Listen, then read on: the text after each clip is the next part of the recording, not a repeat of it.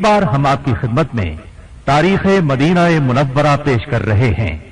इससे पहले हम तारीख मक्का मुकर्रमा आप तक पहुंचाने का फरीजा सरंजाम दे चुके हैं। हर सच्चे मुसलमान के दिल में मदीना मुनव्वरा की तड़प कुदरती तौर पर मौजूद है। वो दिल बहुत ही सख्त होंगे जिनमें मदीना मुनव्वरा की मोहब्बत मौजज़न न हो। खुद नबी करीम सल्लल्लाहु अलैहि वसल्लम ने इन मुबारक अल्फाज में दुआ फरमाई, अल्लाहुम्मा हब्बिब इलैना अल-मदीनता कहुब्बिना मक्का औ अशद, यानी ऐ हमारे रब, हमारे दिलों में मदीना मुनव्वरा की मोहब्बत उसी तरह जागुज़ी फरमा जैसा कि मक्का मौसमा की मोहब्बत है, बल्कि उससे भी ज्यादा। इस दुआ का नतीजा है कि हर मुसलमान को रूए जमीन के तमाम मकामात से मदीना मुनव्वरा महबूब तरीन है। फिर मदीना मुनव्वरा नबी करीम सल्लल्लाहु अलैहि वसल्लम की हिजरत गाह है। मदीना मुनव्वरा आपका ठिकाना बना, यहीं आपकी दावत परवान चढ़ी।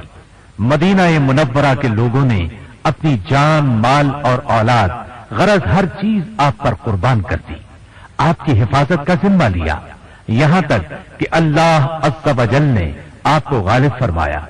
और फिर मदीना मुनव्वरा की सरजमीन नबी करीम सल्लल्लाहु अलैहि वसल्लम के जस्ते अतहर का मरकज बनी। आप इसमें दफन हैं। इस वस्फ ने मदीना मुनव्वरा की सरजमीन को 4 चांद लगा दिए। यही नहीं, आपकी अजीम मस्जिद मस्जिद नबवी भी इसी में मौजूद है। ये 2 इम्तियाज ऐसे हैं जो किसी दूसरे शहर को हासिल नहीं। मदीना मुनव्वरा में खैर ही खैर है।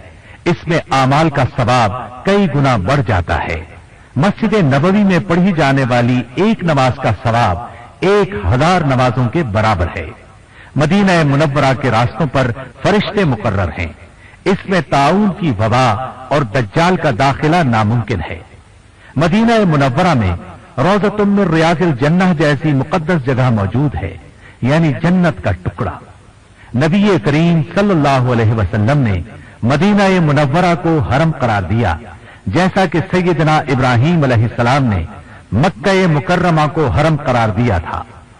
इसकी एक बड़ी खूबी यह है कि ये वो मुकद्दस शहर है जो खबीस लोगों को यूं निकाल बाहर करता है जैसे आग की भट्टी लोहे से जंग दूर कर देती है। मदीना मुनव्वरा वालों की ये अजमत है कि अल्लाह उनका दिफा करते हैं। जो अहले मदीना को खौफजदा करता है, अल्लाह उसे खौफजदा करेंगे और अल्लाह ताला की उस पर लानत होगी। फिर ये पाकीज़गी का मरकज है। इसका नाम ताबा और तैबा भी है, इसलिए कि इसकी हर चीज पाक है। इसकी जमीन, फजा, खजूरें, गल्ला, गरज हर चीज पाक है। तो क्यों ना ऐसे मुतबर्रक शहर की तारीख का जिक्र किया जाए। आइए सुनते हैं तारीख मदीना मुनव्वरा हिस्सा अव्वल। पेशकश मोहम्मद तारिक शाहिद। तमाम अरब मुअर्रिखीन इस बात पर मुत्तफिक हैं कि यस्रिब दरअसल नूह अलैहिस्सलाम की नस्ल में से एक आदमी का नाम था। उसने इस शहर की बुनियाद रखी थी। उसके नाम पर शहर का नाम भी यस्रिब पड़ गया। सवाल यह है कि शहर बसाने की जरूरत क्यों पेश आई। एक रिवायत के मुताबिक तूफान नूह के बाद सैयदना नूह अलैहिस्सलाम के बेटे जिस इलाके में ठहरे, वो इलाका आहिस्ता आहिस्ता उनकी रिहाइश के लिए तंग हो गया। तब उनमें से एक कबीला उबैल इस इलाके में पहुंचा, जहां बाद में यस्रिब आबाद हुआ। इस इलाके का वाफिर पानी, इसके दरख्त और वसी पथरीले मैदान उन्हें बहुत भाए। ये मैदान उसकी हिफाजत का कुदरती जरिया थे, चुनाचे उन्होंने यहीं रिहाइश इख्तियार कर ली। यस्रिब के इब्तिदाई बाशिंदे 3 बड़े बड़े कबीले थे। पहले कबीले का नाम अमालीक था। एक रिवायत के मुताबिक इन्हीं लोगों ने यस्रिब की बुनियाद रखी, इसलिए कि जिस शख्स के नाम पर इस शहर का नाम यस्रिब पड़ा, उसका कबीला उबैल अमालीक में से था।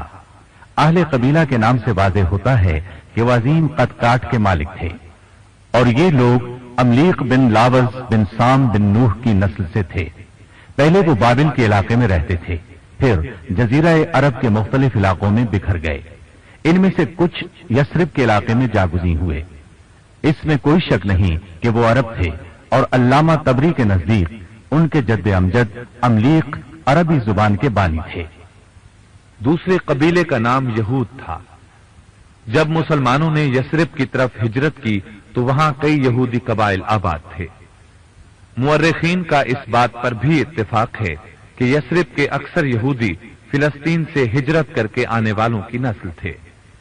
ان میں سے کچھ لوگ بخت نصر کے حملے کے بعد بھاگ کر آئے تھے۔ بخت نصر نے یہود کی حکومت پر حملہ کر کے بے شمار یہودی قتل کیے اور بہت سو کو قید کیا، اور یہ بات ہے 586 قبل مسیح کی۔ پھر 70 عیسوی اور 132 عیسوی میں رومیوں نے انہیں تشدد کا نشانہ بنایا تو باقی لوگ بھی فلسطین سے ہجرت کر گئے۔ ان میں سے کچھ لوگ یثرب میں فروکش ہوئے۔ یثرب کے علاقے میں پہنچنے والے ابتدائی قبائل بنو قریظہ، بنو نذیر اور بنو یہدل تھے۔ ان کے بعد اور قبائل بھی آتے گئے۔ تیسرے نمبر پر جو قبیلے آئے وہ اوس اور خزرج تھے۔ یہ دو قحطانی قبیلے تھے جو سد معارب کی تباہی کے بعد یمن سے ہجرت کر کے یثرب پہنچے تھے۔ ان قبیلوں کی رہائش سے یثرب کی تاریخ پر بہت گہرا اثر مرتب ہوا۔ مستند قول کے مطابق یہ دونوں قبیلے 3 صدی عیسوی میں یثرب پہنچے۔ مدینہ الرسول کے بہت سے نام ہیں۔ ناموں کی اس کثرت سے بھی مدینہ منورہ کی عظمت عیاں ہے۔ چند مشہور نام یہ ہیں۔ المدینہ، یہ اس شہر کا سب سے مشہور نام ہے کیونکہ نبی اکرم صلی اللہ علیہ وسلم نے یہاں ہجرت فرمائی اور یہیں مدفون ہوئے۔ ایک نام طابہ ہے۔ جی ہاں، مدینہ منورہ کو طابہ بھی کہا جاتا ہے۔ صحیح مسلم اور مسند احمد کی حدیث کے مطابق رسول اللہ صلی اللہ علیہ وسلم نے فرمایا، اللہ تعالیٰ نے اس پیارے شہر کا نام طابہ رکھا ہے۔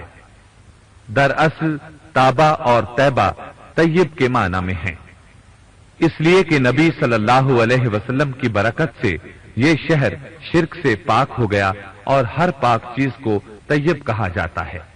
اس کا ایک نام یثرب ہے، یہ سب سے ابتدائی نام ہے۔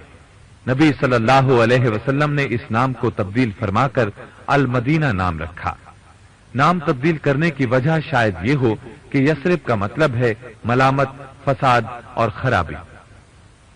بخاری اور مسلم کی حدیث کے مطابق سیدنا ابو موسیٰ اشعری رضی اللہ عنہ سے روایت ہے کہ نبی صلی اللہ علیہ وسلم نے فرمایا، میں نے خواب دیکھا کہ میں مکہ مکرمہ چھوڑ کر ایسے علاقے کی طرف ہجرت کر رہا ہوں جس میں کھجوروں کے درخت بہت زیادہ ہیں۔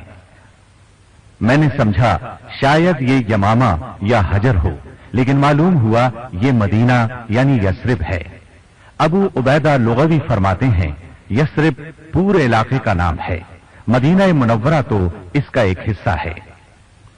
علامہ یعقوب حموی نے موجم البلدان میں لکھا ہے اس شہر کے 29 نام ہیں اور وہ یہ ہیں: المدینہ، طیبہ، طابہ، المسکینہ، العذراء، الجابرہ، المحبہ، المحببہ، المحبورہ، یثرب، الناجیہ، الموفیہ، اکالۃ البلدان، المبارکہ، المحفوفہ، المسلمہ، المجنہ، القدسیہ، العاصمہ، المرزوقہ، الشافیہ، الحیرہ، المحبوبہ، المرحومہ، جابرہ، المختارہ، المحرمہ، القاسمہ، طبابہ۔ پھر نبی اکرم صلی اللہ علیہ وسلم نے دعا فرمائی، رب ادخلنی مدخل صدق واخرجنی مخرج صدق۔ اے میرے رب، مجھے اچھی جگہ داخل فرما اور اچھی طرح یہاں سے نکال۔ اس دعا کے بارے میں بعض ائمہ کا قول ہے کہ مدخل صدق سے مراد مدینہ منورہ اور مخرج صدق سے مراد مکہ مکرمہ ہے۔ یہ تھی مدینہ منورہ کے ناموں کی تفصیل۔ اب فضائل بیان کیے جاتے ہیں۔ مدینہ منورہ کے فضائل اور مناقب بے حساب ہیں۔ اللہ تعالیٰ اور اس کے رسول صلی اللہ علیہ وسلم کے نزدیک اس کا مرتبہ بہت بلند ہے۔ بہت سی احادیث اور آثار اس کے مرتبے اور فضیلت کو شد و مد سے ثابت کرتے ہیں۔ پھر نبی اکرم صلی اللہ علیہ وسلم کی دعائیں دلالت کرتی ہیں کہ مدینہ منورہ دنیا و آخرت کی بھلائیوں کا جامع ہے۔ بخاری اور مسلم میں ہے، سیدہ عائشہ صدیقہ رضی اللہ عنہا فرماتی ہیں، رسول اللہ صلی اللہ علیہ وسلم نے دعا فرمائی، اللهم حبب إلينا المدينة كحبنا مكة أو أشد، اللهم بارك لنا في صاعنا وفي مدنا وصححها لنا وانقل حماها إلى الجحفة۔ اے اللہ، مدینہ منورہ کی محبت ہمارے دلوں میں مکے کی محبت سے بھی بڑھا دے۔ اے اللہ، ہمارے غلے اور پیداوار میں برکت فرما اور اس کی آب و ہوا کو ہمارے موافق فرما دے اور اس کا موسمی بخار جوفہ میں منتقل فرما دے۔ اللہ تعالیٰ نے اپنے پیارے رسول صلی اللہ علیہ وسلم کی دعا قبول فرمائی۔ اس مبارک اور پاکیزہ دعا کے نتیجے میں مدینہ منورہ کی معیشت روز افزوں ہے۔ ہر مسلمان کے دل میں اس کی محبت کائنات کے تمام خطوں سے زیادہ ہے۔ نبی اکرم صلی اللہ علیہ وسلم نے بہت مرتبہ مدینہ منورہ کے حق میں برکت کی دعا فرمائی۔ بخاری اور مسلم میں سیدنا انس بن مالک رضی اللہ عنہ سے روایت ہے کہ نبی اکرم صلی اللہ علیہ وسلم نے فرمایا، اللهم اجعل بالمدينة ضعفي ما جعلت بمكة من البركة۔ اے اللہ، مدینہ میں مکہ سے دگنی برکت فرما۔ سیدنا عبداللہ بن زید بن عاصم رضی اللہ عنہ نبی اکرم صلی اللہ علیہ وسلم کا فرمان نقل کرتے ہیں، سیدنا ابراہیم علیہ السلام نے مکہ کو حرم قرار دیا تھا اور مکہ والوں کے لیے دعا فرمائی تھی، میں مدینہ کو حرم قرار دیتا ہوں اور میں اس کے رزق اور غلے کے لیے مکہ کے مقابلے میں دگنی برکت کی دعا کرتا ہوں۔ اسے بخاری اور مسلم نے روایت کیا ہے۔ اس طرح مسند بزار کی حدیث ہے، سیدنا عبداللہ بن عمر رضی اللہ عنہما فرماتے ہیں، میں نے اپنے والد محترم سیدنا عمر بن خطاب رضی اللہ عنہ کو فرماتے سنا کہ ایک دفعہ مدینہ میں شدید قحط پڑ گیا اور مہنگائی ہو گئی تو نبی کریم صلی اللہ علیہ وسلم نے فرمایا، اے مدینہ والو، صبر کرو اور خوش رہو، کیونکہ میں نے تمہارے غلے کے لیے برکت کی دعا کی ہے۔ مل کر کھاؤ، اکیلے اکیلے نہ کھاؤ، اس طرح ایک آدمی کا کھانا 2 کو کافی ہو جائے گا اور 2 کا کھانا 4 کو کافی ہوگا، اس طرح 4 کا کھانا 5-6 آدمی کھا سکیں گے، کیونکہ مل کر کھانے میں برکت ہوتی ہے۔ صحیح مسلم میں سیدنا ابو ہریرہ رضی اللہ عنہ سے روایت ہے کہ نبی کریم صلی اللہ علیہ وسلم کے دور مبارک میں جب لوگ نیا پھل دیکھتے تو اسے سب سے پہلے نبی صلی اللہ علیہ وسلم کی خدمت میں پیش کرتے۔ رسول اللہ صلی اللہ علیہ وسلم اسے ہاتھ مبارک میں پکڑ کر فرماتے، اللهم بارك لنا في ثمرنا وبارك لنا في مدينتنا وبارك لنا في صاعنا وبارك لنا في مدنا، اللهم إن إبراهيم عبدك وخليلك ونبيك وإني عبدك ونبيك وإنه دعاك لمكة وإني أدعوك للمدينة بمثل ما دعاك لمكة ومثله معه۔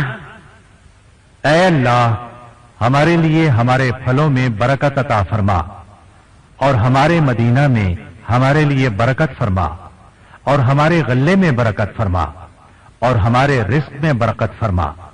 اے اللہ، ابراہیم علیہ السلام تیرے بندے، تیرے خلیل اور تیرے نبی تھے اور میں بھی تیرا بندہ اور تیرا نبی ہوں۔ انہوں نے مکہ مکرمہ کے لیے تجھ سے دعا مانگی تھی، میں بھی تجھ سے مدینے کے لیے ابراہیم علیہ السلام کی برکت کی دعا سے دگنی برکت طلب کرتا ہوں۔ سیدنا ابو ہریرہ رضی اللہ عنہ فرماتے ہیں، پھر آپ سب سے چھوٹے بچے کو بلاتے اور وہ پھل اسے کھانے کے لیے دے دیتے۔ اس کے علاوہ مدینہ منورہ ایمان کا مرکز ہے۔ بخاری میں سیدنا ابو ہریرہ رضی اللہ عنہ سے روایت ہے، رسول اللہ صلی اللہ علیہ وسلم نے فرمایا، قیامت کے نزدیک ایمان مدینہ منورہ کی طرف اس طرح لوٹ کر آئے گا جیسے سانپ خطرے کے وقت اپنے بل کی طرف لوٹ کر آتا ہے۔ مطلب یہ کہ جس طرح سانپ رزق کی تلاش میں اپنے بل سے نکل کر ادھر ادھر پھرتا رہتا ہے، پھر جب اسے کوئی خطرہ محسوس ہوتا ہے تو فوراً اپنے بل کی طرف لوٹ آتا ہے، اسی طرح ایمان مدینہ منورہ سے باہر نکل کر دنیا کے اطراف میں پھیل جائے گا۔ پھر ہر صاحب ایمان اپنے دل میں نبی صلی اللہ علیہ وسلم کی محبت لیے مدینہ منورہ کی طرف چلا آئے گا، اور ہر دور میں ایسا ہی ہوتا رہے گا۔ چنانچہ نبی اکرم صلی اللہ علیہ وسلم کے دور میں ہی لوگ آپ سے علم طلب کرنے کے لیے دور دور سے مدینہ منورہ آتے تھے۔ صحابہ رضی اللہ عنہم کے دور میں ان سے حصول علم کے لیے اور ان کے بعد آج تک آپ کی مطہر و مقدس مسجد میں نماز کی فضیلت حاصل کرنے کے لیے آتے ہیں۔ مدینہ منورہ کی ایک عظیم فضیلت یہ بھی ہے کہ وہ برے لوگوں کو ٹھہرنے نہیں دیتا، پاک باز لوگ ہی وہاں ٹھہر سکتے ہیں۔ سیدنا جابر رضی اللہ عنہ سے روایت ہے کہ ایک اعرابی نبی صلی اللہ علیہ وسلم کی خدمت میں حاضر ہوا، آپ سے اسلام کی بیعت کی۔ اگلے دن آیا تو اسے بخار تھا، کہنے لگا اے اللہ کے رسول صلی اللہ علیہ وسلم، میری بیعت واپس کر دیجئے۔ آپ نے انکار فرمایا۔ 3 بار ایسا ہی ہوا، پھر آپ نے فرمایا مدینہ بھٹی کی طرح میل کچیل کو دور کرتا رہتا ہے اور پاکیزہ چیز ہی کو قبول کرتا ہے۔ آپ نے یہ بھی فرمایا مدینہ منورہ برے لوگوں کو یوں الگ کر دیتا ہے جس طرح آگ چاندی کے میل کچیل کو دور کر دیتی ہے، اور جب بھی کوئی برا شخص مدینہ منورہ سے نکلتا ہے تو اللہ تعالی اس سے بہتر شخص مدینہ منورہ میں لا بساتا ہے۔ یہ بخاری اور مسلم کی حدیث ہے۔ مسند احمد میں سیدنا جابر رضی اللہ عنہ سے روایت ہے، انہوں نے فرمایا ہلاک اور برباد ہو وہ شخص جس نے رسول اللہ صلی اللہ علیہ وسلم کو خوفزدہ کیا۔ سیدنا جابر رضی اللہ عنہ کے دونوں بیٹوں یا دونوں میں سے کسی ایک نے پوچھا، ابا جان رسول اللہ صلی اللہ علیہ وسلم تو وفات پا چکے ہیں، آپ کو خوفزدہ کرنے کا کیا مطلب؟ سیدنا جابر رضی اللہ عنہ نے فرمایا میں نے رسول اللہ صلی اللہ علیہ وسلم کو فرماتے ہوئے سنا ہے، جس نے اہل مدینہ کو خوفزدہ کیا اس نے خود مجھے خوفزدہ کیا۔ مدینہ منورہ کی ایک فضیلت یہ بھی ہے کہ اس میں طاعون کی وبا اور دجال داخل نہیں ہو سکتا، یہ بات بہت سی احادیث میں مذکور ہے۔ بخاری اور مسلم میں سیدنا ابو ہریرہ رضی اللہ عنہ سے روایت ہے، نبی کریم صلی اللہ علیہ وسلم نے فرمایا مدینے کے راستے پر فرشتے مقرر ہیں، اس میں طاعون اور دجال کا داخلہ ممکن نہیں۔ بخاری اور مسلم ہی کی روایت ہے، سیدنا انس رضی اللہ عنہ بیان کرتے ہیں کہ نبی کریم صلی اللہ علیہ وسلم نے فرمایا دجال ہر شہر میں داخل ہوگا سوائے مکہ اور مدینہ کے، کیونکہ ان کے راستوں پر فرشتے صفے باندھے حفاظت کر رہے ہوں گے۔ وہ ایک ناکارہ سی زمین پر پڑاؤ ڈالے گا، پھر مدینہ میں 3 زلزلے آئیں گے جن کے ڈر سے ہر کافر اور منافق مدینہ منورہ سے نکل کر دجال سے جا ملے گا، یعنی اس طرح مدینہ منورہ پاک صاف ہو جائے گا۔ بخاری میں ابو بکرہ رضی اللہ عنہ سے روایت ہے، نبی کریم صلی اللہ علیہ وسلم نے فرمایا مدینہ منورہ میں دجال کا روب داخل نہیں ہوگا۔ ان دنوں مدینے کے 7 دروازے ہوں گے، ہر دروازے پر 2 فرشتے ہوں گے۔ ان تمام فضائل کے علاوہ 2 ایسی عظیم فضیلتیں ہیں جن کے مساوی کوئی دوسری فضیلت نہیں، اور وہ یہ کہ مدینہ منورہ میں نبی کریم صلی اللہ علیہ وسلم کا روضہ مبارکہ اور آپ کی مقدس مسجد موجود ہیں۔ انشاءاللہ ان کا ذکر ہم تفصیل سے کریں گے۔ امام مالک نے مدینہ منورہ کی فضیلت ان الفاظ میں بیان فرمائی ہے، مدینہ منورہ نبی کریم صلی اللہ علیہ وسلم کی ہجرت کا اور آپ کی سنت کا مرکز ہے، اس کے ہر طرف شہید ہونے والے صحابہ دفن ہیں۔ اللہ تعالیٰ نے اس کو اپنے پیارے نبی کے لیے پسند فرمایا، یہاں تک کہ آپ کی قبر مبارک بھی یہی بنی۔ اس میں روضۃ من ریاض الجنہ بھی ہے اور منبر رسول بھی، اس کے علاوہ اس میں مسجد قباء بھی ہے۔ یہ بھی سن لیں کہ نبی کریم صلی اللہ علیہ وسلم کو مدینہ منورہ سے کتنی محبت تھی۔ آپ کے فرامین اور دعاؤں سے مدینہ منورہ سے آپ کی محبت بالکل عیاں ہے۔ آپ نے بنفس نفیس دعا فرمائی، اللهم حبب إلينا المدينة كحبنا مكة أو أشد. اے اللہ، مدینے کی محبت ہمارے دلوں میں مکہ کی محبت سے بھی بڑھا دے۔ نبی کریم صلی اللہ علیہ وسلم سے بڑھ کر مستجاب الدعوات کون ہو سکتا ہے؟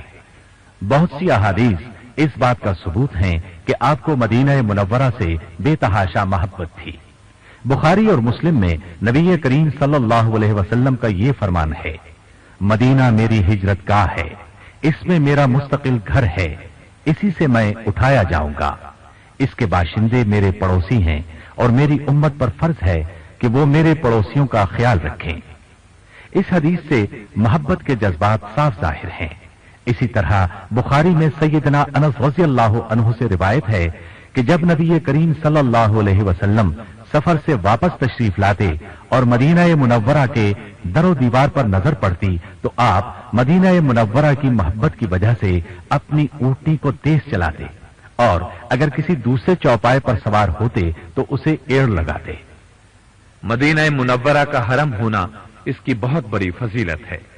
یہ فضیلت بھی بہت سی صحیح احادیث سے ثابت ہے۔ سیدنا زید بن عاصم رضی اللہ عنہ کی حدیث میں وضاحت موجود ہے کہ نبی کریم صلی اللہ علیہ وسلم نے فرمایا، سیدنا ابراہیم علیہ السلام نے مکے کو حرم قرار دیا تھا اور مکے والوں کے لیے دعا کی تھی، اور میں نے مدینہ منورہ کو حرم قرار دیا ہے اور اس کے غلے اور رزق کے لیے مکے سے دگنی برکت کی دعا کی ہے۔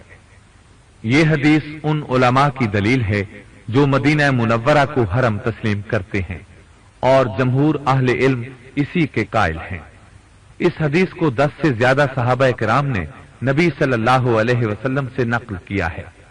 بخاری اور مسلم میں سیدنا علی بن ابی طالب رضی اللہ عنہ سے روایت ہے، نبی کریم صلی اللہ علیہ وسلم نے فرمایا، المدينة حرم ما بين عير إلى ثور فمن أحدث فيها حدثا أو آوى محدثا فعليه لعنة الله والملائكة والناس أجمعين لا يقبل الله منه يوم القيامة صرفا ولا عدلا۔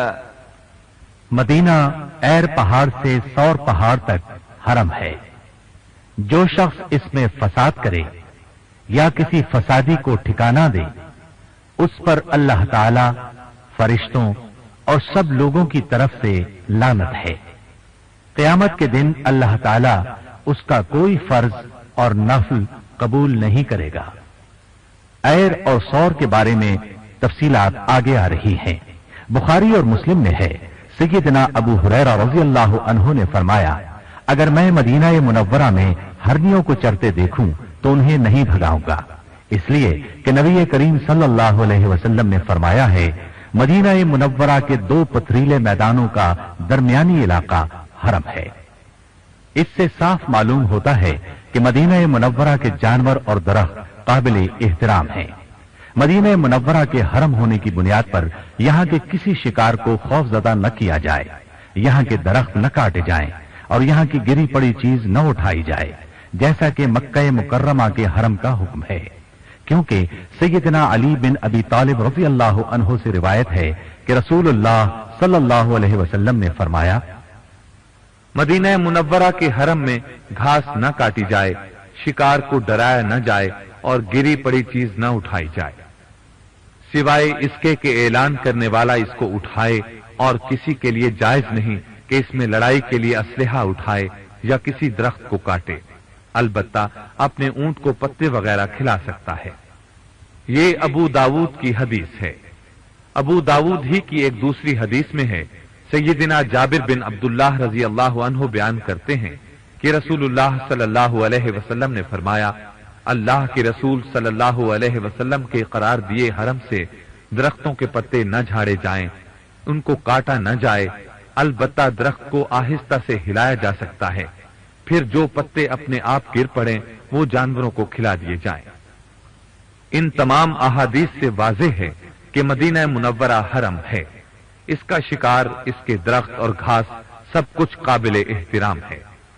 شیخ ابن عثیمین رحمت اللہ علیہ فرماتے ہیں صحیح قول یہی ہے کہ حرم مدینہ میں شکار کرنا جائز نہیں، تاہم اگر کوئی شکار کر لے تو اسے کوئی تاوان نہیں دینا پڑے گا۔ ہاں حاکم اگر سزا دینا چاہے یا اس کا سامان ضبط کرنا چاہے تو ایسا کر سکتا ہے۔ یہ تو بیان تھا مدینہ منورہ کے حرم قرار دیے جانے کا۔ اب ہم آپ کو جبل ایر کے بارے میں بتاتے ہیں جس کا ذکر ابھی کچھ ہی دیر پہلے آ چکا ہے۔ یہ پہاڑ مدینہ منورہ کے جنوب میں حرم مدینہ کی جنوبی سمت واقع ہے۔ نبی کریم صلی اللہ علیہ وسلم ہجرت کے سفر میں اس کی مشرقی جانب سے گزرے تھے۔ صحیح بخاری کی ایک حدیث میں ہے کہ نبی کریم صلی اللہ علیہ وسلم نے ایر اور سور کے درمیانی علاقے کو حرم قرار دیا ہے۔ وادی رانونا اس کے مشرقی دامن میں ہے۔ قاضی ایاز رحمہ اللہ کہتے ہیں یہ بات معروف ہے کہ ایر مدینہ منورہ میں واقع ہے، اس کے انکار کی کوئی گنجائش نہیں، اور شعراء عرب کے کلام میں بھی اس پہاڑ کا ذکر ملتا ہے۔ اس کے ساتھ ہی جبل سور کے بارے میں بھی سن لیں۔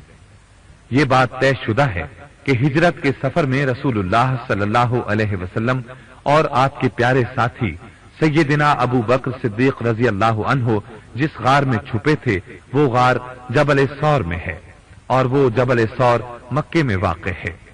ایک اور سور نامی پہاڑ مدینہ منورہ میں بھی ہے، زمانہ جاہلیت میں اس نام سے مشہور تھا، دور اسلام میں بھی اسی نام سے مشہور ہے۔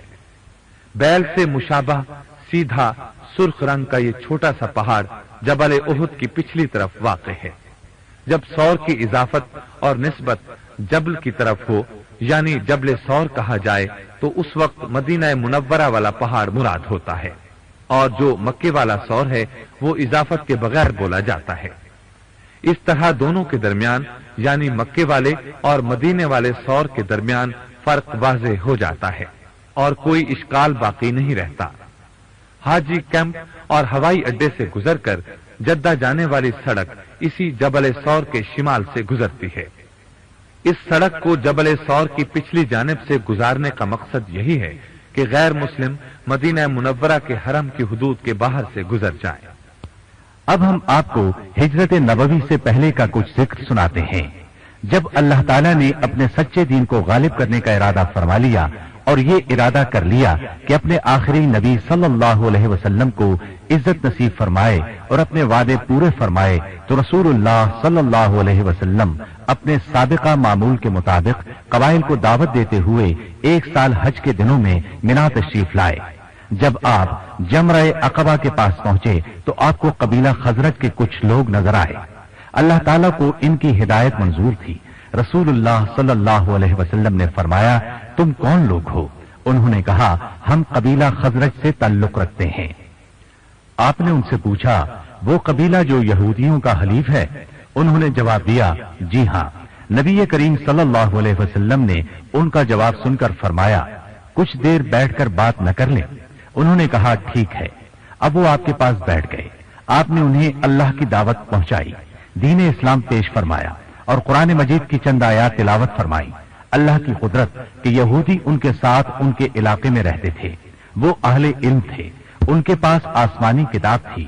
مدینے والے مشرک اور بت پرست تھے اور اپنے علاقے میں یہودیوں کو دبا کر رکھتے تھے۔ جب ان کا آپس میں کوئی جھگڑا ہوتا تو یہودی انہیں دھمکی دیتے کہ آخری نبی کا دور آ رہا ہے، ہم اس کے ساتھ مل کر تمہیں قوم عاد و ارم کی طرح قتل کر دیں گے۔ رسول اللہ صلی اللہ علیہ وسلم نے جب ان سے باتیں کی اور انہیں اللہ کی طرف دعوت دی تو وہ ایک دوسرے سے کہنے لگے اللہ کی قسم ایسا معلوم ہوتا ہے کہ یہ وہی نبی کریم ہیں جن کے بارے میں یہودی تمہیں دھمکیاں دیتے رہتے ہیں۔ ایسا نہ ہو وہ تم سے پہلے ایمان لے آئے، ایمان لانے میں تم سے سبقت نہ لے جائے۔ اس لیے انہوں نے فوراً آپ کی دعوت قبول کر لی، آپ کی تصدیق کی اور دین اسلام کو ان الفاظ کے ساتھ قبول کیا ہماری قوم آپس کی دشمنی اور لڑائی بھڑائی میں تمام قوموں سے بڑھ چکی ہے، ممکن ہے آپ کی پیروی کی برکت سے اللہ تعالی ہم میں اتفاق پیدا فرما دے۔ ہم ان کے پاس جا کر آپ کی دعوت پیش کریں گے اور جو دین ہم نے قبول کیا ہے اس کی طرف انہیں بھی دعوت دیں گے۔ اگر انہوں نے دین قبول کر لیا تو انشاءاللہ آپ کو عظیم غلبہ حاصل ہوگا۔ نبی کریم صلی اللہ علیہ وسلم پر ایمان لانے اور آپ کی تصدیق کرنے کے بعد یہ لوگ آپ سے رخصت ہوئے اور اپنے شہر پہنچے۔ ان حضرات کے نام یہ ہیں: اسعد بن زرارہ، اوف ابن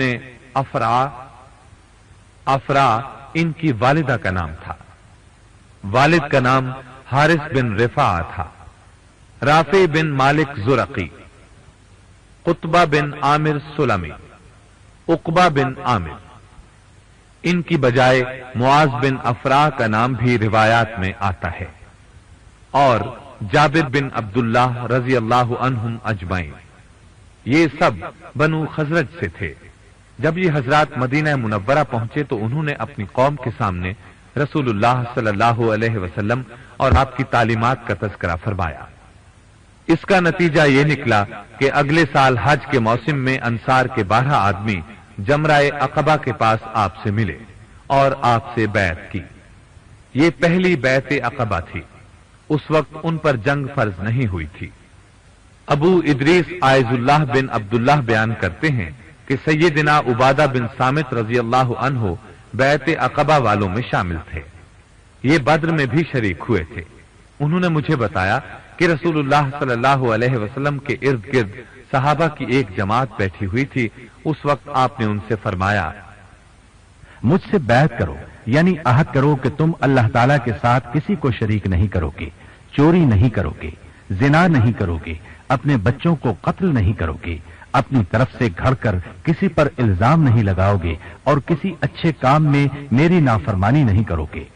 تم میں سے جو شخص اس عہد کی پابندی کرے گا اس کا ثواب اللہ کے ذمے ہے، اور جو شخص ان میں سے کوئی کام کرے پھر اسے دنیا ہی میں سزا مل جائے تو وہ سزا اس کے گناہ کا کفارہ ہو جائے گی، اور جو شخص ان میں سے کوئی کام کرے پھر اللہ تعالیٰ اس پر پردہ ڈال دے تو وہ اللہ کے سپرد ہے، چاہے اسے معاف کر دے چاہے تو سزا دے۔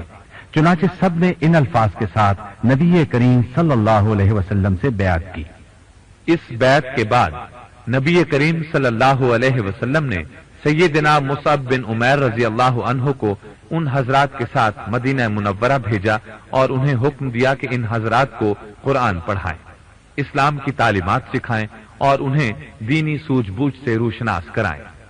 اسی بنا پر سیدنا مصعب بن عمیر رضی اللہ عنہ کو مدینہ منورہ میں قاری صاحب کہا جاتا تھا۔ یہ اسلام کے پہلے مبلغ تھے۔ مدینہ منورہ میں یہ سیدنا اسعد بن زرارہ رضی اللہ عنہ کے ہاں ٹھہرے۔ ان کا تعلیمی انداز بہت بہترین تھا، کوشش میں انتہا کا خلوص تھا، چنانچہ ان کی کوششوں کے نتیجے میں سیدنا سعد بن معاذ رضی اللہ عنہ مسلمان ہو گئے۔ یہ اسعد بن زرارہ رضی اللہ عنہ کے خالہ زاد بھائی تھے، اپنی قوم کے بڑے سردار تھے۔ اسی طرح ایک دوسرے سردار اسید بن حزیر بھی مسلمان ہو گئے۔ ان دو شخصیات کا اسلام لانا مدینہ منورہ میں اسلام کی اشاعت کا پیش خیمہ بن گیا، یہاں تک کہ مدینہ منورہ کے ہر گھر میں کوئی نہ کوئی مسلمان ہو گیا۔ نبی کریم صلی اللہ علیہ وسلم مکہ مکرمہ ہی میں تھے کہ آپ کو ہجرت کا حکم ملا اور یہ آیت آپ پر نازل ہوئی: وَقُلْ رَبِّ أَدْخِلْنِي مُدْخَلَ صِدْقٍ وَأَخْرِجْنِي مُخْرَجَ صِدْقٍ وَاجْعَلْ لِي مِن لَّدُنكَ سُلْطَانًا نَّصِيرًا۔ اے نبی دعا کیجئے، اے میرے رب مجھے بہترین طریقے سے مکہ مکرمہ سے نکالنا اور بہترین طریقے سے مدینہ منورہ میں داخل فرمانا، اور مجھے اپنی طرف سے غلبہ اور نصرت عطا فرمانا۔ اس بات میں کوئی شک نہیں کہ اگر آپ اور اہل مدینہ کے درمیان مذکورہ معاہدہ نہ ہوتا تو ہجرت ممکن نہ تھی۔ آپ نے اپنے ساتھیوں کو حکم دیا کہ وہ مدینہ منورہ میں اپنے انصاری بھائیوں کے پاس چلے جائیں۔ اللہ تعالیٰ نے تمہارے لیے نئے بھائی مہیا فرمائے ہیں اور امن والا علاقہ عطا فرمایا ہے۔ اب صحابہ کرام رضی اللہ عنہم مدینہ منورہ کی طرف مسلسل ہجرت کرنے لگے، جبکہ رسول اللہ صلی اللہ علیہ وسلم ہجرت کے لیے اللہ کی اجازت کے انتظار میں مکہ مکرمہ ہی میں رہے۔ جب قریش نے محسوس کیا مسلمان آہستہ آہستہ جا رہے ہیں تو انہیں یقین ہو گیا کہ نبی کریم صلی اللہ علیہ وسلم کے ساتھیوں کو کوئی محفوظ جگہ مل گئی ہے۔ انہیں خطرہ محسوس ہوا کہ کہیں رسول اللہ صلی اللہ علیہ وسلم بھی نکل نہ جائیں، چنانچہ وہ اس سلسلے میں مشورے کے لیے دارالندوہ میں جمع ہوئے۔ ان میں سے کچھ نے کہا ہم خود ہی اسے نکال دیتے ہیں، کچھ نے کہا نہیں ہم اسے قید کر دیتے ہیں، جب کھانے کو کچھ نہیں ملے گا تو خود ہی مر جائے گا۔ ابو جہل ملعون کہنے لگا اللہ کی قسم میں تمہیں ایسا حتمی مشورہ دیتا ہوں کہ تم اپنی باتیں بھول جاؤ گے۔ اس پر لوگوں نے کہا اچھا تو پھر بتاؤ۔ وہ کہنے لگا ہم ہر قبیلے سے ایک ایک نامور طاقتور اور بھرپور نوجوان لیں، اسے تیز ترین تلوار مہیا کریں، پھر وہ سب مل کر یکبارگی آپ پر حملہ کر دیں۔ اگر آپ اس طرح قتل ہو جائیں تو آپ کے قتل کی ذمہ داری تمام قبائل پر پڑے گی، اور میں نہیں سمجھتا کہ قبیلہ بنو ہاشم سب قبیلوں سے لڑائی مول لے سکے گا۔ لازماً وہ خون بہا پر راضی ہو جائیں گے، اس طرح ہم اس آفت سے نجات پالیں گے۔ چنانچہ اس رائے پر اتفاق ہو گیا۔ ادھر سیدنا جبریل علیہ السلام فوراً نبی کریم صلی اللہ علیہ وسلم کی خدمت میں حاضر ہوئے اور آپ کو ان کے منصوبے سے مطلع کیا اور کہا آپ رات اپنے گھر میں نہ سوئیں۔ اسی وقت اللہ تعالیٰ نے آپ کو ہجرت کا حکم دیا۔ اس رات آپ اپنے گھر نہ سوئے بلکہ آپ نے سیدنا علی بن ابی طالب رضی اللہ عنہ کو بلایا اور حکم دیا کہ میری سبز چادر اوڑھ کر میرے بستر پر لیٹ جاؤ۔ انہوں نے ایسا ہی کیا۔ آپ باہر نکل گئے، وہ لوگ دروازے پر کھڑے تھے۔ آپ نے مٹی کی ایک مٹھی اٹھائی اور ان کے سروں پر بکھیرتے ہوئے گزر گئے۔ وہ ایسے اندھے ہوئے کہ آپ کو دیکھ ہی نہ سکے۔ آپ سورہ یاسین کی ابتدائی 9 آیات پڑھتے ہوئے تشریف لے گئے۔ اس وقت تک سیدنا ابو بکر صدیق رضی اللہ عنہ آپ کے ساتھ مکہ ہی میں ٹھہرے ہوئے تھے۔ ابو بکر صدیق رضی اللہ عنہ نے بھی ہجرت کی خواہش ظاہر کی تھی، مگر آپ نے ان سے فرمایا تھا جلدی نہ کرو، امید ہے اللہ تعالیٰ تمہیں کوئی ساتھی عطا فرمائیں گے۔ ابو بکر رضی اللہ عنہ اسی وقت سمجھ گئے تھے کہ وہ آپ ہی ہوں گے، اسی لیے انہوں نے 2 اونٹنیاں خرید لی تھیں۔ انہیں چارہ وغیرہ گھر ہی میں ڈالتے تھے۔ رسول اللہ صلی اللہ علیہ وسلم ان دنوں ہر روز ایک مرتبہ ضرور ابو بکر رضی اللہ عنہ کے گھر تشریف لایا کرتے تھے، کبھی صبح کے وقت اور کبھی شام کے وقت۔ لیکن جس دن اللہ تعالیٰ نے آپ کو ہجرت کا حکم فرمایا، اس روز آپ دوپہر کے وقت ابو بکر صدیق رضی اللہ عنہ کے گھر تشریف لائے۔ انہوں نے آپ کو دیکھا تو سمجھ گئے کوئی اہم معاملہ ہے۔ آپ گھر میں داخل ہوئے تو ابو بکر صدیق رضی اللہ عنہ نے چارپائی خالی کر دی۔ آپ تشریف فرما ہوئے اور ابو بکر رضی اللہ عنہ سے فرمایا سب کو کمرے سے نکال دو۔ ابو بکر صدیق رضی اللہ عنہ نے عرض کیا اللہ کے رسول، یہاں صرف میری 2 بیٹیاں اسماء اور عائشہ رضی اللہ عنہما ہی ہیں۔ آپ فرمائیں کیا بات ہے؟ آپ نے فرمایا اللہ تعالیٰ نے مجھے ہجرت کا حکم دیا ہے۔ یہ سن کر ابو بکر رضی اللہ عنہ بولے اللہ کے رسول، آپ کے ساتھ جانے کی آرزو ہے۔ آپ نے فرمایا ہاں ابو بکر، تم میرے ساتھ جاؤ گے۔ سیدہ عائشہ صدیقہ رضی اللہ عنہا فرماتی ہیں مجھے اس سے پہلے معلوم نہیں تھا کہ کوئی شخص خوشی سے بھی رو سکتا ہے، یہاں تک کہ میں نے اپنے والد کو خوشی سے روتے دیکھا۔ نبی کریم صلی اللہ علیہ وسلم نے ایک مشرک عبداللہ بن اریقط سے کچھ رقم پر معاملہ طے کر لیا تھا کہ وہ انہیں خفیہ راستوں سے مدینہ منورہ لے جائے گا۔ چنانچہ ابو بکر صدیق رضی اللہ عنہ نے اپنی دونوں اونٹنیاں اس کے سپرد کر دیں تاکہ وہ وقت مقررہ تک انہیں چراتا رہے اور سنبھال کر رکھے۔ جب آپ مکہ مکرمہ سے نکلے تو علی بن ابی طالب رضی اللہ عنہ، ابو بکر صدیق رضی اللہ عنہ اور ان کے گھر والوں کے سوا کسی کو آپ کے نکلنے کا علم نہیں تھا۔ مشرکین کو رسول اللہ صلی اللہ علیہ وسلم اور ابو بکر صدیق رضی اللہ عنہ کے نکل جانے کا پتہ چلا تو وہ ان کی تلاش میں ادھر ادھر دوڑ پڑے، یہاں تک کہ یہ اعلان کر دیا گیا کہ جو ان دونوں کو گرفتار کر کے لائے گا اسے 100 اونٹ انعام دیے جائیں گے۔ وہ لوگ آپ کا سراغ لگانے کی کوشش کرتے رہے لیکن انہیں کچھ پتہ نہ چلا۔ اسی دوران وہ اس پہاڑ پر بھی چڑھے جہاں آپ دونوں تشریف فرما تھے۔ وہ اس غار کے منہ کے پاس بھی پھرتے رہے یہاں تک کہ ان کے پاؤں اندر نظر آتے تھے، مگر اللہ تعالیٰ کی حفاظت کی وجہ سے وہ آپ دونوں کو نہ دیکھ سکے۔ उस वक्त अबू बकर सिद्दीक रजी अल्लाह अन्हु ने नबी करीम सल्लल्लाहु अलैहि वसल्लम से अर्ज किया था, अल्लाह के रसूल, इनमें से किसी ने अगर झुककर देख लिया तो वो हमें देख लेगा। जवाब में आपने फरमाया था, अबू बकर, ये कैसे मुमकिन है, अल्लाह हमारे साथ है। आपका खोज लगाने वालों में सुराका बिन मालिक भी थे। ये उस वक्त तक मुसलमान नहीं हुए थे और इनाम के लालच में आपकी तलाश में निकले थे। ये उस मुख्तसर से काफले तक पहुंच गए थे, लेकिन अल्लाह ताला की मेहरबानी से उनके घोड़े को ठोकर लगी। ये उठे और फिर आगे बढ़े, घोड़े को फिर ठोकर लगी। तीसरी बार आगे बढ़े तो घोड़े के पांव जमीन में धंस गए। तब उन्होंने जान लिया जिन तक वो पहुंचना चाहते हैं अल्लाह ताला उनकी हिफाजत कर रहा है। चुनाचे ये वापस लौट गए और बाद में मुसलमान हो गए। मदीना मुनव्वरा के लोगों में आपकी आमद की खबर फैल चुकी थी। वो बहुत बेचैनी के आलम में आपका इंतजार कर रहे थे। हालत ये थी कि सुबह सवेरे घरों से निकलकर मदीना मुनव्वरा से बाहर आ जाते ताकि आपका इस्तकबाल कर सकें। जब धूप ज्यादा होती तो वापस शहर आ जाते। जिस रोज आप तशरीफ लाए उस रोज भी वो बाहर बैठे इंतजार करते रहे। जब साए खत्म हो गए तो वो मायूस होकर घरों को चले गए। उधर वापस गए, इधर आप तशरीफ ले आए। सबसे पहले एक यहूदी ने आपको आते देख लिया।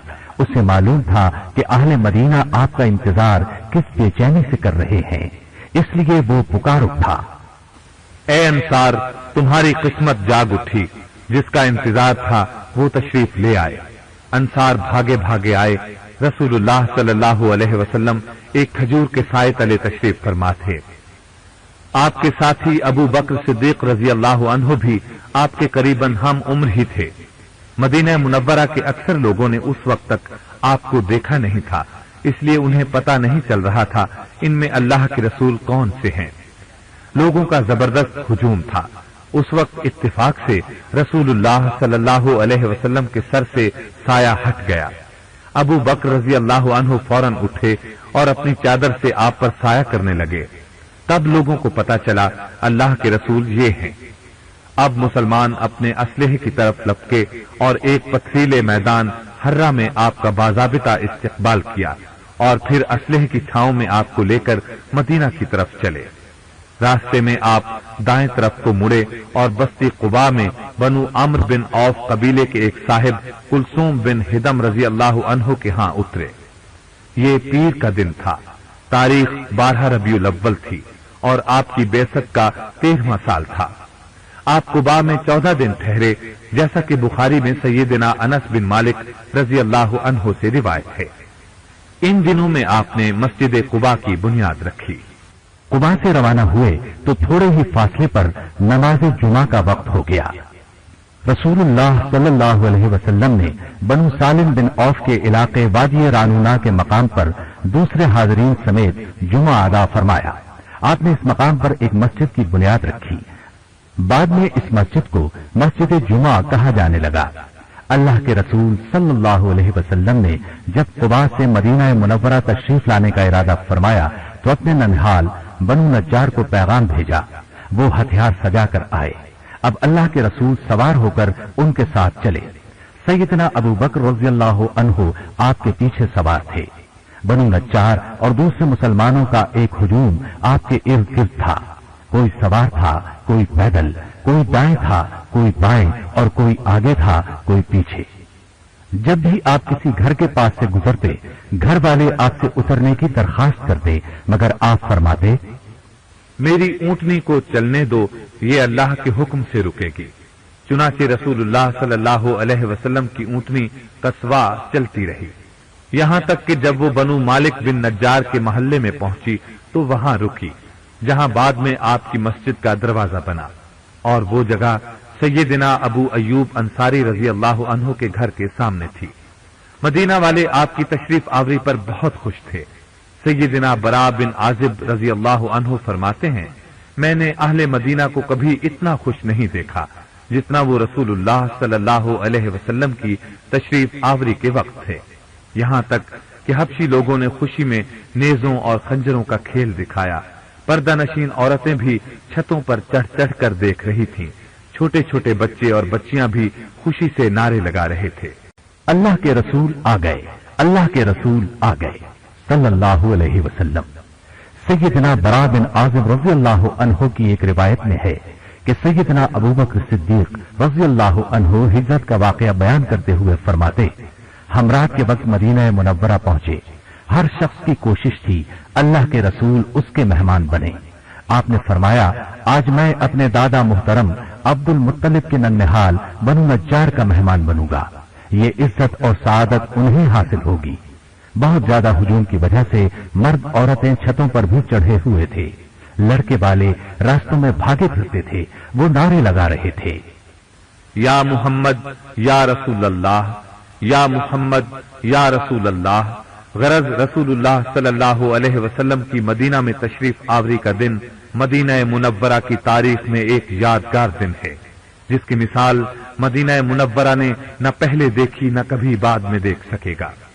सैयदना अनस रजी अल्लाह अन्हु फरमाते हैं, मैंने रसूलुल्लाह सल्लल्लाहु अलैहि वसल्लम और सैयदना अबू बकर सिद्दीक रजी अल्लाह अन्हु की मदीना मुनव्वरा में तशरीफ आवरी के दिन से बढ़कर खूबसूरत और बारौनक दिन नहीं देखा। मदीना मुनव्वरा में आने के बाद मुहाजिरीन के हाथ सबसे पहले पैदा होने वाला बच्चा मारूफ सहाबी सैयदना अब्दुल्ला बिन जुबैर रज़ी अल्लाह अन्हुमा थे। बुखारी में सैयदा अस्मा बिनते अबी बकर रज़ी अल्लाह अन्हा से रिवायत है कि जब मैं हिजरत के लिए निकली तो हामिला थी, बल्कि हमल की मुद्दत करीब करीब खत्म होने वाली थी। मैं मदीना पहुंची और कुबा में उतरी तो अब्दुल्ला बिन जुबैर पैदा हुए। मैं उसे लेकर नबी करीम सल्लल्लाहु अलैहि वसल्लम की खिदमत में हाजिर हुई। उसे आपकी गोद में रखा। आपने एक खजूर मंगवाकर चबाई और फिर उसके मुंह में अपना लुआब मुबारक डाला। इस तरह बच्चे के मुंह में सबसे पहले दाखिल होने वाली चीज नबी सल्लल्लाहु अलैहि वसल्लम का लुआब मुबारक था। फिर आपने उसको खजूर की घुट्टी दी। फिर आपने उसके लिए बरकत की दुआ की। और ये हिजरत के बाद मुहाजिरीन घरानों में सबसे पहले पैदा होने वाले बच्चे थे। जब अल्लाह के रसूल सल्लल्लाहु अलैहि वसल्लम इत्मीनान के साथ मदीना मुनव्वरा में रहने लगे और सब मुहाजिरीन पहुंच गए, अंसार में भी नज्म कायम हो गया, इस्लाम की बुनियाद मजबूत हो गई, तो नमाज का निजाम कायम किया गया। ज़कात और रोजे फर्ज हुए, हुदूद कायम की गईं और हराम और हलाल के मसाइल नाजिल हुए। रसूलुल्लाह सल्लल्लाहु अलैहि वसल्लम जब तशरीफ लाए तो लोग नमाज के औकात में बगैर किसी ऐलान के खुद ब खुद इकट्ठे हो जाते थे। नबी करीम सल्लल्लाहु अलैहि वसल्लम ने नमाज की इत्तिला के सिलसिले में लोगों से मशवरा फरमाया। किसी ने सायरन बजाने का मशवरा दिया। जवाब में आपने फरमाया, ये तो यहूदियों का शियार है। किसी ने घंटी बजाने का मशवरा दिया। आपने फरमाया, ऐसा ईसाई करते हैं। किसी ने कहा, आग जला दी जाया करे। आपने फरमाया, ये मजूसियों का तरीका है। गरज लोग इसी सोच विचार में थे कि बनु हारिस बिन खजरज के एक शख्स सैयदना अब्दुल्ला बिन जैद बिन सालबा बिन अब्द रब्बिही रज़ी अल्लाह अन्हु को ख्वाब में अजान का तरीका बताया गया। वो नबी करीम सल्लल्लाहु अलैहि वसल्लम के पास हाजिर हुए और अर्ज किया, ए अल्लाह के रसूल, आज रात ख्वाब में एक आदमी मेरे पास आया। उसके कपड़े सख्त थे, हाथ में घंटी थी। मैंने उससे कहा, अल्लाह के बंदे, तू ये घंटी बेचेगा? उसने पूछा, तू इस घंटी का क्या करेगा? मैंने कहा, हम इसके जरिए नमाज के लिए इत्तिला कर दिया करेंगे। इस पर उसने कहा, मैं तुम्हें इससे अच्छी चीज न बता दूं? मैंने कहा, बताओ। उसने कहा, इस तरह कहा करो, अल्लाहु अकबर, अल्लाहु अकबर, अल्लाहु अकबर, अल्लाहु अकबर, अशहदु अन ला इलाहा इल्लल्लाह, अशहदु अन ला इलाहा इल्लल्लाह,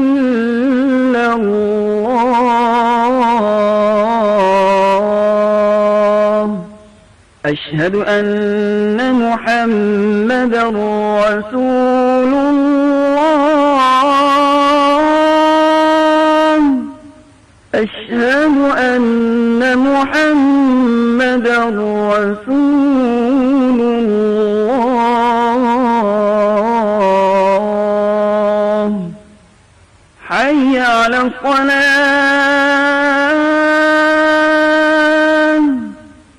حي على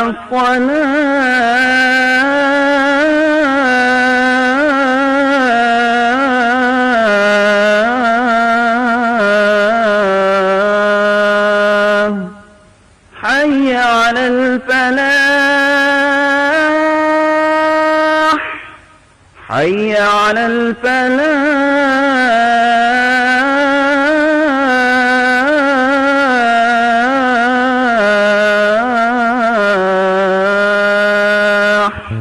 الله أكبر الله أكبر لا إله إلا الله. جب انہوں نے یہ خواب بیان کیا تو نبی کریم صلی اللہ علیہ وسلم نے فرمایا یہ خواب اللہ کی طرف سے ہے، انشاءاللہ تو بلال کے ساتھ کھڑا ہو جا، اسے بتاتا جا وہ ان کلمات کے ساتھ اذان کہے کیونکہ اس کی آواز تم سے بلند ہے. جب سیدنا بلال رضی اللہ عنہ نے ان کلمات کے ساتھ اذان کہی تو سیدنا عمر رضی اللہ عنہ نے اپنے گھر میں یہ آواز سنی. وہ بھاگ کر رسول اللہ صلی اللہ علیہ وسلم کی خدمت میں آئے اور عرض کیا اللہ کے رسول، قسم ہے اس ذات کی جس نے آپ کو سچا نبی بنایا، میں نے بھی ایسا ہی خواب دیکھا ہے. یہ سن کر رسول اللہ صلی اللہ علیہ وسلم نے فرمایا الحمدللہ. جامع ترمذی میں ہے انہی سیدنا عبداللہ رضی اللہ عنہ کے بیٹے اپنے والد سے روایت کرتے ہیں صبح ہوئی اور ہم رسول اللہ صلی اللہ علیہ وسلم کی خدمت میں حاضر ہوئے تو میں نے اپنا خواب نبی کریم صلی اللہ علیہ وسلم کو سنایا. آپ نے فرمایا یہ خواب سچا ہے، تو بلال کے ساتھ کھڑا ہو جا اور اسے یہ کلمات بتاتا جا، وہ اذان کہے کیونکہ اس کی آواز تجھ سے بلند اور لمبی ہے. انہوں نے اذان شروع کی. جو ہی سیدنا بلال رضی اللہ عنہ کی آواز سیدنا عمر رضی اللہ عنہ نے سنی، وہ اپنے کپڑے سنبھالتے ہوئے رسول اللہ صلی اللہ علیہ وسلم کے پاس پہنچے اور عرض پرداز ہوئے اے اللہ کے رسول صلی اللہ علیہ وسلم، قسم اس ذات کی جس نے آپ کو سچا نبی بنایا، میں نے بھی خواب میں یہی کچھ دیکھا ہے.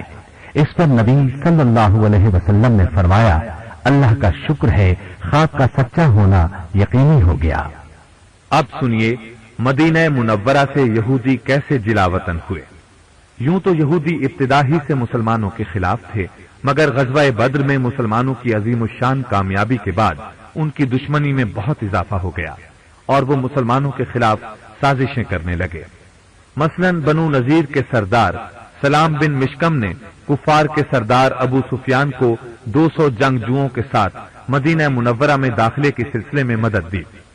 اس کی میزبانی کی اور مسلمانوں کی جاسوسی کے لیے اپنے آدمی بھی بھیجے. ابو سفیان نے اس کے ہاں ایک رات گزاری.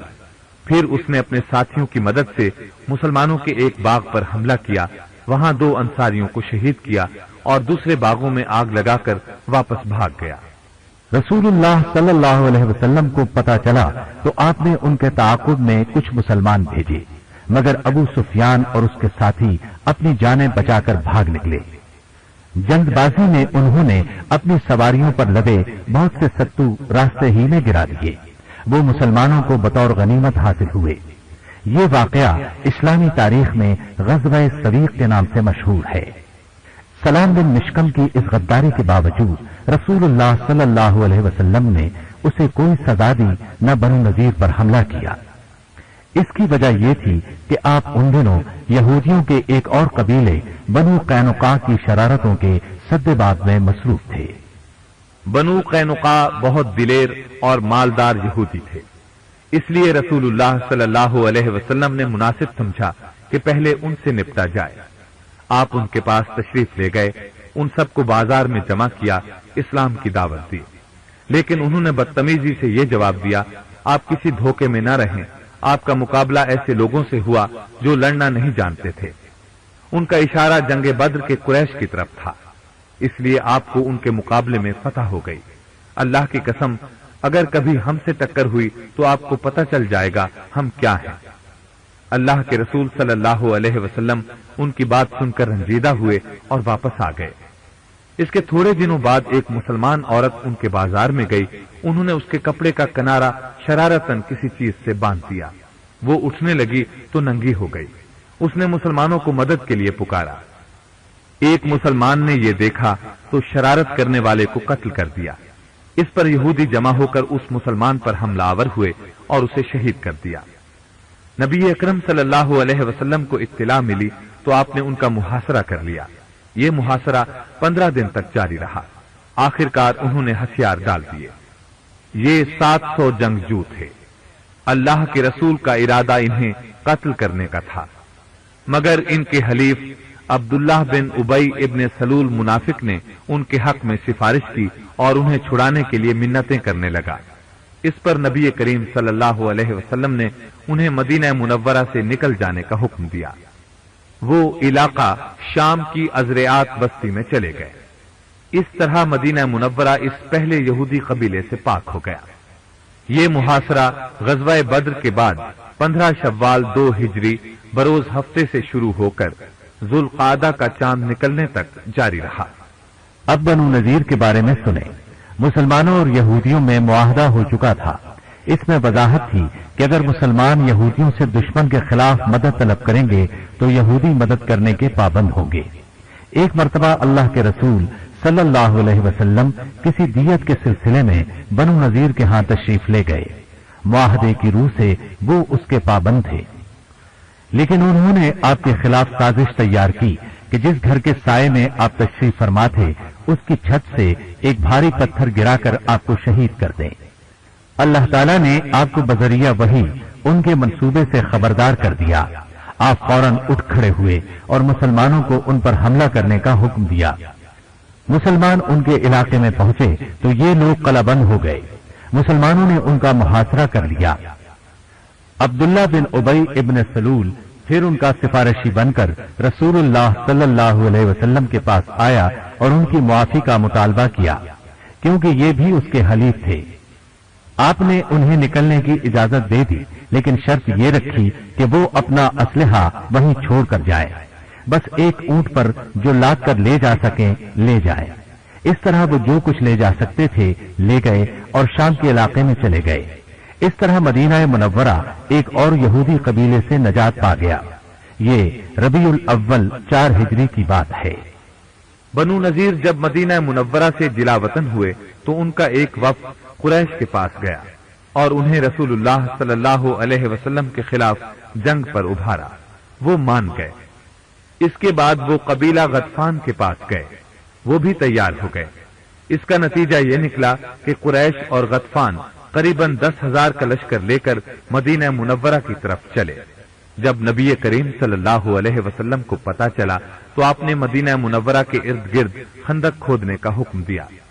بنو نذیر کا سردار حیی بن اخطب بنو قریظہ کے پاس گیا اور انہیں لڑائی پر ابھارا۔ بنو قریظہ نے بھی رسول اللہ صلی اللہ علیہ وسلم سے کیا ہوا عہد توڑ دیا اور قریش کا ساتھ دینے پر آمادہ ہو گئے۔ اس طرح کفار کے لشکر نے مدینہ منورہ کا محاصرہ کر لیا۔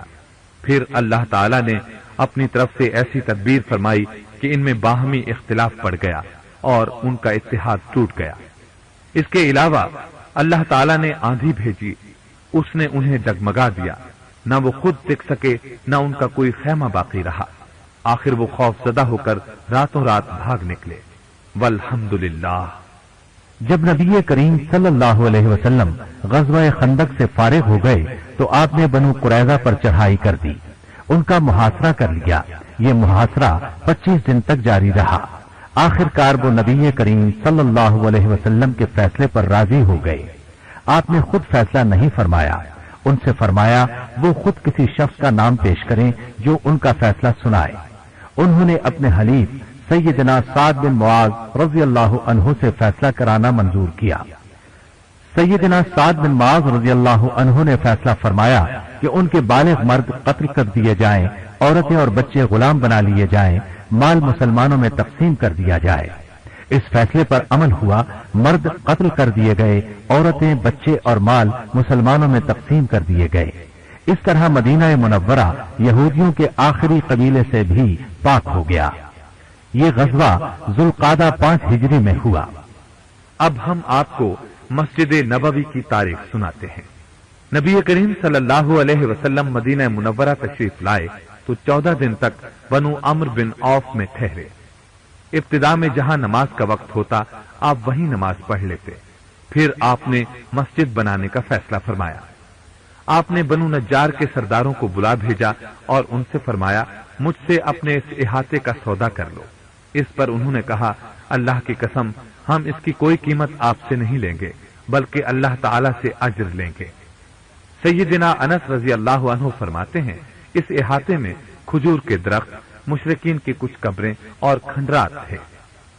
रसूलुल्लाह सल्लल्लाहु अलैहि वसल्लम के हुक्म से दरख्त काट दिए गए, मुशरिकीन की कब्रें उखाड़ दी गईं और खंडरात हमवार कर दिए गए। किबला की दीवार में खजूर के दरख्तों की लाइन लगा दी गई और दाएं बाएं पत्थरों की दीवारें बना दी गईं। इस दौरान वो रसूलुल्लाह सल्लल्लाहु अलैहि वसल्लम के साथ मिलकर ये शेर पढ़ते थे, अल्लाहुम्मा ला खैर इल्ला खैरुल आखिरह फग़फिरिल अंसार वल मुहाजिरह। ऐ अल्लाह, आखिरत की भलाई के सिवा कोई भलाई अहम नहीं, अंसार और मुहाजिरीन को मुआफ फरमा। नाफि रहमतुल्लाह अलैह फरमाते हैं, मुझे सैयदना अब्दुल्लाह बिन उमर रज़ी अल्लाह अन्हुमा ने बताया कि रसूलुल्लाह सल्लल्लाहु अलैहि वसल्लम के दौरे मसूद में मस्जिद नबवी कच्ची ईंटों से बनाई गई थी और उसके सुतून खजूर के तने थे। मस्जिद नबवी में पहली बार तौसी उस वक्त की गई जब नबी करीम सल्लल्लाहु अलैहि वसल्लम खैबर से वापस तशरीफ लाए। उस वक्त तक मुसलमानों की तादाद बहुत बढ़ चुकी थी। आपने चौड़ाई में 40 हाथ और लंबाई में 30 हाथ इजाफा फरमाया। इस तरह मस्जिद मुरब्बा की शक्ल इख्तियार कर गई।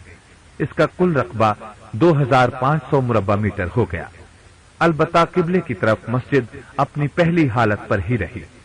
इसकी बुनियाद पत्थरों की थी और दीवारें कच्ची ईंटों से बनाई गई थीं। सुतून खजूर के तनों से बनाए गए थे।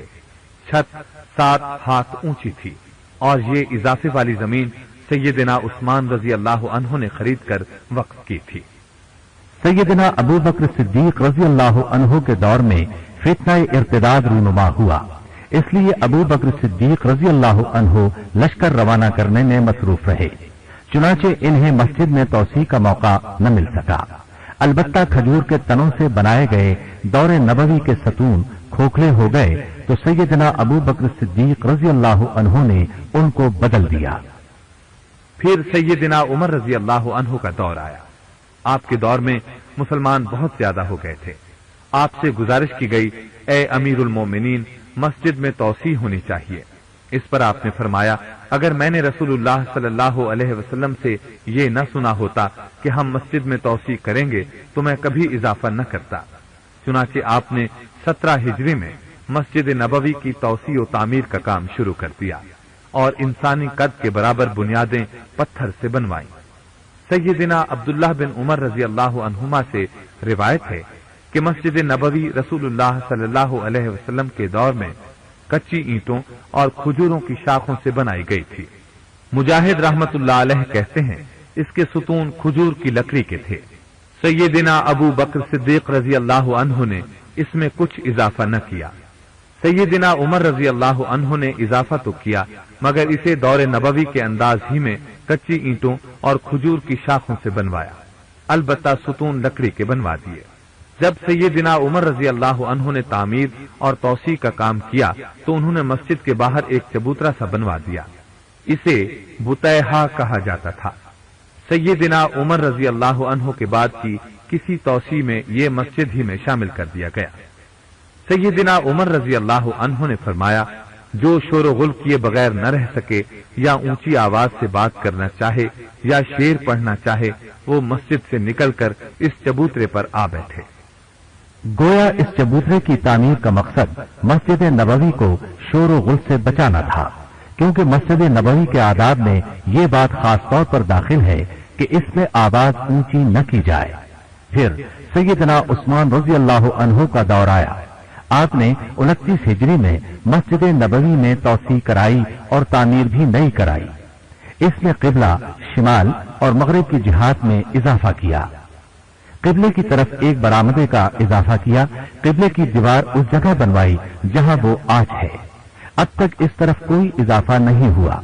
मगरिब की तरफ भी उन्होंने एक बरामदे का इजाफा किया। सैयदना उस्मान रजी अल्लाह अन्हु की ये तामीर नक्शो निगार वाले पत्थरों से हुई। छत सागवान की खुशबूदार लकड़ी की डाली गई।